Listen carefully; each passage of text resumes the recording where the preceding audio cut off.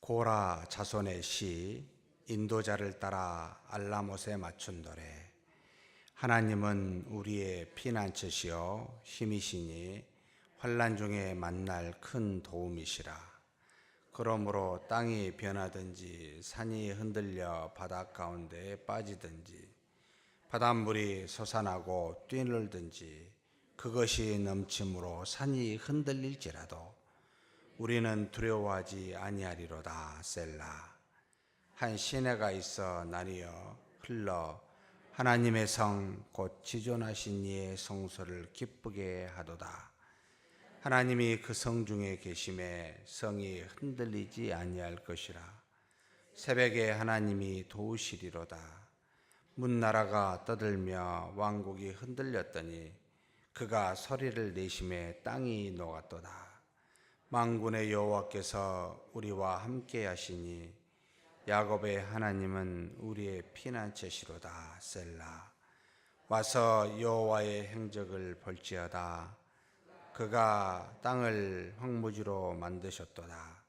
그가 땅끝까지 전쟁을 쉬게 하시며 활을 꺾고 창을 끊으며 수레를 불사르시는도다.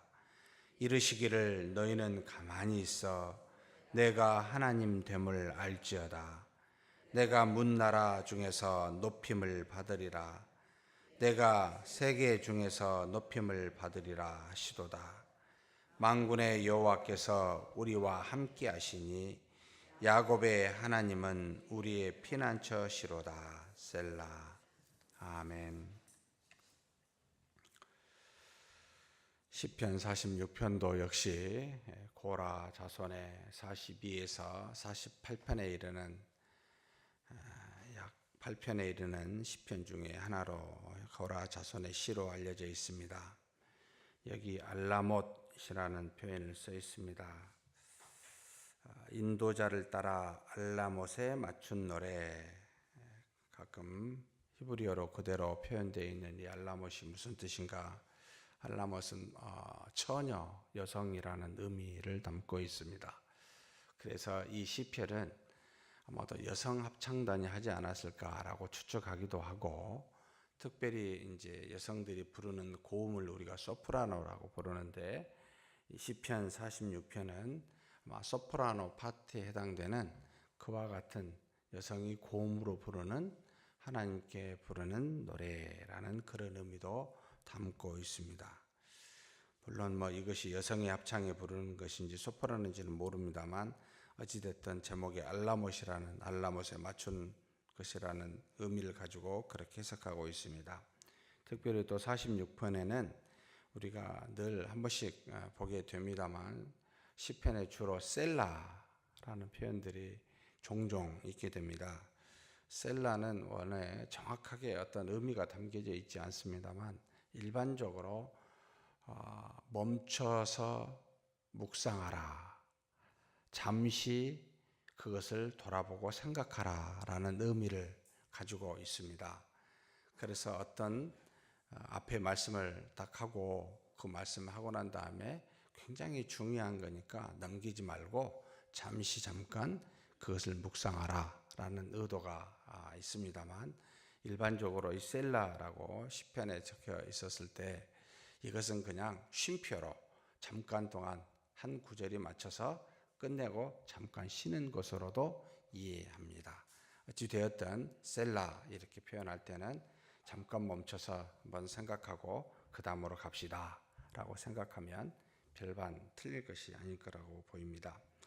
시편 46편은 무엇으로 유명한고 하니, 종교개혁자 중에 이제 우리가 일반적으로 굳이 꼭 루터가 시작했다라고 말하지 않습니다만 그 이전에 많은 사람들이 종교개혁의 마음을 가지고 했었습니다만, 루터가 그가 10월 31일 날 바로 비텐베르크 성당에서 95개조 조항을 대외적으로 붙여서 이게 유럽 전역에 종교개혁의 바람을 일으키게 하는 직접적인 동기가 되었기 때문에 종교개혁의 시기를 그렇게 루터로, 그런 사람을 루터로 보고 있습니다만, 이 시편 46편을 굉장히 좋아했습니다. 그래서 시편 46편을 가지고 우리가 방금 찬송했던 585장 작사 작곡을 직접 이 46편에서 감동을 받아 지어서 지금까지 내려온 찬송가로 알려져 있을 정도로, 그래서 당시의 환난과 고난 속에서 종교개혁을 통해 바른 진리의 말씀을 증거하였을 때 따라오는 수많은 환난 속에서 시편 46편을 루터가 의지하여 힘을 얻고 그 믿음으로 하나님의 말씀을 바로, 진리를 바로 증거할 수 있었던 가장 힘을 주는 말씀이 이 시편 46편이다 라고 해서 지금까지 널리 그렇게 유명해져 왔습니다. 다른 가스펠송으로도 많이 이 시편 46편을 부르고 있습니다만, 어찌되었든 환난 중에 피난처 되시는 하나님에 대해서 가장 잘 직접적으로 그리고 가장 간략하게 표현하고 있는 말씀입니다. 이 주제는 1절하고 그 다음에 7절, 11절 이렇게 되어 있습니다. 한번 1절, 7절, 11절만 같이 한번 봐보겠습니다. 같이 읽겠습니다. 1절은 하나님은 우리의 피난처시요 힘이시니 환난 중에 만날 큰 도움이시라. 7절 같이 읽습니다. 만군의 여호와께서 우리와 함께 하시니 야곱의 하나님은 우리의 피난처시로다. 11절입니다. 만군의 여호와께서 우리와 함께 하시니 야곱의 하나님은 우리의 피난처시로다. 피난처시로다 이런 것이 사실 크게 와닿지 않는데, 어떤 학자 중에 이런 글을 써놓은 걸 읽은 적이 있습니다. 스페인의 투사들이 싸우게 될 때 그 소를 이제 무너뜨리는데, 우리는 그런 걸 잘 파악을 못합니다만 오랜 경험을 하는 투사들은 소가 막 싸우다가 좀 쉬려고 가는 장소가 항상 정해져 있답니다. 일반적으로 동물이 가서 앉아 있는 곳은 그 방이라든지 그 있는 곳에 가장 안전한 장소를 택하여 그곳에서 눕거나 엎드린다. 소도 싸우다가 가장 힘들었을 때 그 투장 장소에서 가장 안전하다고 하는 이 안전한 장소를 퀘렌시아라는 표현으로 스페인어로 그렇게 부른답니다. 그곳에 가서 잠시 쉬었다가 다시 싸우는데, 이 투사가 그것을 알고 소가 이 퀘렌시아로 가는 것을 막고 싸웠을 때 결국 이 소를 죽일 수 있는, 무찌를 수 있는 그런 어떤 계기가 된답니다. 그래서 그것을 파악해 가지고 죽인다라고 하는데, 퀘렌시아에 가서 안전하게 있다가 잠시 쉬었다가 올 때는 싸움이 끝나지 않고 이길 수가 없다. 그래서 그 피난처 되는 안전한 장소라고 하는 것을 항상 염두에 두고 그렇게 싸움을 한다라는 것을 기록해서 봐본 적이 있습니다. 아마도 우리가 세상에 살면서 이런 생각이 듭니다. 저와 여러분 중에 공통적으로 모든 인간이 갖는 것, 이 땅에서 바로 뭡니까? 고난입니다. 물론 이 고난은 하나님 앞에서 범죄함으로 곧 불순종하여 이 땅에 죄가 들어와 죄로 말미암은 참 피곤하죠. 부패한 번성으로 인해서 자신뿐만 아니라 모든 사람이 부패한 번성으로 인해서 나오는 수많은 악들, 이것에 나온 결과와 열매들이 곧 사망입니다. 어둠입니다. 이런 것들이 주변에 항상 있기 때문에 나의 악함으로든 상대방의 악함으로든 세상이 악하여 우리가 환난 속에 고난 속에 늘 처하게 됩니다. 그래서 하나님이 그로 말미암아 주신 저주가 참 피곤할 정도로 썩어지고 없어지고 변화해지는, 세상의 그 어떤 것도 몸과 마음을 둘 만한 것이 없을 정도로 피곤하게 됩니다. 그럴 때 그 피곤함 속에서 우리는 어디에 거해서 안식을 취합니까? 우리에게는 홈이라는 표현을 영어로 쓰고 집이라고, 또 큰 의미로는 고향이라는 말을 쓰기도 합니다. 열심히 막 일하다 또는 피곤하다가 어디에 가서 쉬지요? 집에 가서 쉽니다. 만약에 집이 없다라고 하면 살 수 있을까요? 피곤함을 이겨낼 수가 없을 거라고 보입니다. 잠시 힘들고 어려움이 있더라도 생각하죠. 나는 집에 가서 좀 쉬겠다. 그와 마찬가지로 이 세상의 영적인 싸움에서 우리가 안식일 누릴 것이 어디겠습니까? 라고 묻는다면 당연히 이 고라의 자손이 지은 시편 46편에 여호와는 나의 뭐가 돼요? 피난처시니 라는 표현을 쓰고 있습니다. 우리의 피난처임을 우리가 믿음 안에서 많은 경험을 통하여 깨닫고 내 영이 편히 쉬고 안식을 누릴 만한 곳은 어디에도 없다. 하나님밖에 없구나라는 생각을 하게 되고, 그래서 지금 이 자리에 저와 여러분이 있는 게 아닙니까? 이 세상의 수많은 죄악과 어려움들을 이기고 내가 마음의 평안을 누리고 안식을 누릴 수 있는 것은 하나님이시기에 불편한 몸이라 할지라도 끌고 여기까지 오고 바쁜 시간이라 할지라도 여기까지 오고, 저도 익산에서 3시에 여기까지 왔는데요, 하나님 앞에 기도하고 싶어서, 그게 우리의 고향, 곧 마음의 안식이 아닌가. 하나님이 나의 안식이로다. 내가 거기서 편안을 누리고 내 마음의 안식을 누린다. 그래서 우리는 힘을 그곳에서 얻습니다. 그런데 왜 하나님이 우리의 피난처가 되십니까? 어떻게 피난처가 됩니까? 물론 시편의 기자는 여러 가지 경험을 했겠지만 46편에 우리한테 가르쳐주고 있는 내용입니다. 바로 여기 7절하고 11절에 그대로 표현되어 있죠. 뭐라고 말하죠? 만군의 여호와께서 뭐 한다고요? 우리와 함께 하시니. 우리는 물리적으로 눈에 보였을 때만 같이 함께 할 수 있는 존재들입니다. 늘 친구가 같이 있고 힘 있는 누군가 도와주는, 돈이 필요할 때마다 돈 내주고 무슨 어려움이 있을 때마다 그냥 싹 해결해주는 누군가가 옆에 있으면 얼마나 든든합니까?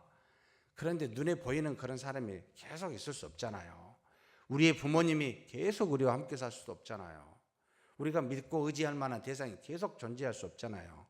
그런데 모든 만물을 만드시고 섭리하시고 무소부지하시며 전지전능하신 하나님이 눈에 보이지 않지만 누구와 함께 하신다고요? 우리와요. 이것을 알고 이것을 영적인 눈으로 믿고 보고 있으니 그 하나님이 함께 하시니 얼마나 든든하겠습니까? 이것이 바로 피난처 되신다라는 근거라고 이야기합니다. 여호와께서 우리와 함께 하시니, 만군이라는 말을 썼습니다. 모든 천사 천군을 다 데리고 계신, 곧 싸워서 모든 것을 이기시는 만군의 하나님이 우리와 함께 하시니, 야곱의 하나님은 우리의 피난처시로다 라고 시편 기자가 말합니다. 그런 시편 기자가 1절에서 2절까지는 뭘요? 환난 중에 피난처가 되시는 하나님을 말하고 4절에서 7절까지는 택한 백성을 도우시는 하나님을 말하고, 그 다음에 다시 8절에서 11절까지 모든 대적을 심판하시는 하나님에 대해서 이야기합니다. 그래서 4절에서 7절 보면 하나님의 택한 백성을 그대로 내버려 두지 아니하시고 도우시는 하나님을 말합니다. 한 시내가 있어 나뉘어 흘러. 시내를 표현할 때는 그 앞에 있는 폭풍에 있는 바다와 대조가 되죠. 시내는 잔잔한 것을 의미합니다. 곧 하나님이 계신 곳은 모든 것이 평안하다는 겁니다. 한 시내, 하나님이 계신 도성, 하나님의 성, 곧 예루살렘을 말하기도 하고, 우리로 표현하면 영원한 하나님의 나라를 말하기도 합니다. 그곳에 이 시내가 나뉘어 흘러서 곳곳에 미쳐서 하나님의 성 곧 지존하신 이의 성소를 기쁘게 하도다. 우리를 기쁘게 합니다. 그리고 하나님이 그 성 중에 계심에 성이 흔들리지 아니할 것이라. 무슨 일이 있어도 세상에 있는 풍파는 바다가 흔들릴지도 모르지만 하나님이 계신 도성은 절대 흔들리지 않습니다 라고 말하면서 언제 도와요? 새벽에 하나님이 도우시리로다. 이 말은 새벽에만 도우신다는 말이 아니고 다 잠자고 아무도 없을지라도, 모두가 다 잠자서 아무 도움의 손길이 있을 수 없다고 생각되는 환경일지라도 하나님께서 그 그 새벽에 일하시며 도우시는 분이십니다 라고 가르칩니다. 사랑하는 성도 여러분, 우리가 우리 삶에서 정말 누구도 도움이 없을 거라고 막막한 사방팔방이 깜깜하다 할지라도 하나님은 거기에 계십니다. 믿으십니까? 우리의 인생이 흔들리지 않습니다. 믿으십니까? 반드시 시내가 그곳까지 흘러 우리를 기쁘게 하십니다. 우리를 절대 목마르게 하지 않습니다. 하나님은 우리를 도우시는 분이십니다. 그러면서 뭘 말합니까? 문나라가 떠들며 왕국이 흔들렸더니 하나님이 소리를 내시면 어떻게 돼요? 땅이 녹아버린다고요. 한마디면 족합니다. 땅이 녹아버리고 더 이상 어떻게 해볼 수가 없을 정도로 전지전능하신 하나님이 말씀하시며 지키신다는 겁니다. 그래서 이 시편 기자는 만군의 여호와께서 우리와 함께 하시니 야곱의 하나님은 우리의 피난처시로다 라고 고백합니다. 그리고 8절에서 11절에 대적을 반드시 심판하시는 하나님임을 가르쳐 줍니다. 와서 여호와의 행적을 봐라. 분명히 이야기해놓고 그가 땅을 황무지로 만들었도다. 그 대적들이 있는 모든 아무리 좋은 것이라 할지라도 한마디로 녹이며 황무지로 만들었고 그가 땅끝까지 전쟁을 시기하고 활을 꺾고 창을 끌고 수레를 불사르는 아무리 강하다 할지라도 하나님께서 모든 것을 잠잠케 하시려다 라고 가르치고 있습니다. 사랑하는 성도 여러분, 두려워하지 마십시다. 정말 이 문제 어떻게 해결해야 됩니까? 라고 하는 제목들이 저와 여러분 모두에게 있습니다. 도저히 내 힘으로는 어떻게 해볼 수 없다라는 제목들이 있습니다. 그러나 두려워하지 마십시다. 왜요? 여호와께서 우리와 함께 하시니 야곱의 하나님이 우리의 피난처가 되시기 때문입니다. 그래서 우리는 10절에서 11절 뭐라고 합니까? 하나님께서 우리에게 말씀하십니다. 너희는 뭐 하라고요? 가만히 있으라고요. 제발 노대지 마십시다. 별 능력도 없으면서 지혜와 생각도 짧으면서 뭘 그렇게 노대시는지 모르겠습니다. 가만히 있으십시오. 대신 뭐합니까? 여호와를 바라보고 믿으며 하나님이 하심을 알고 그분께 맡기면서 가만히 있으십시오. 하나님이 하시는데 자꾸 앞에서 걸리적거리면 방해가 됩니다. 하나님께 맡기셔야 됩니다. 그래서 그 다음에 뭐라고 합니까? 그렇게 있으면 내가 하나님됨을 알지어다. 왜요? 하나님이 일하시니까 보게 돼요. 내가 자꾸 앞서면 내가 한 것 같아요. 나중에 무슨 일이 일어나도 하나님이 하는 것이 아니라 내가 한 것처럼 착각합니다. 오히려 가만히 계십시오. 하나님이 어찌하시는지 봐보셔야 됩니다. 우리를 어떻게 인도하시는지, 다른 사람을 어떻게 인도하시는지, 환경을 어떻게 잠잠케 하시는지 가만히 보시면서 눈을 똑바로 뜨고 보셔야 됩니다. 자꾸 그냥 앞서니까 하나님도 안 보이고 하나님의 역사도 안 보이고 자기가 한 것처럼 착각하고 목이 꼿꼿하니 교만해집니다. 그런 사람이 얼마나 주 안에 많은지 모릅니다. 그냥 엎드리시고 잠잠히 계시는 저와 여러분이 되기를 주의 이름으로 축복합니다. 하나님 아버지 감사합니다. 여호와는 우리의 피난처십니다. 힘이십니다. 환난 중에 만날 가장 큰 유일한 도움이십니다. 그리하오니 하나님 우리를 도와 주옵소서.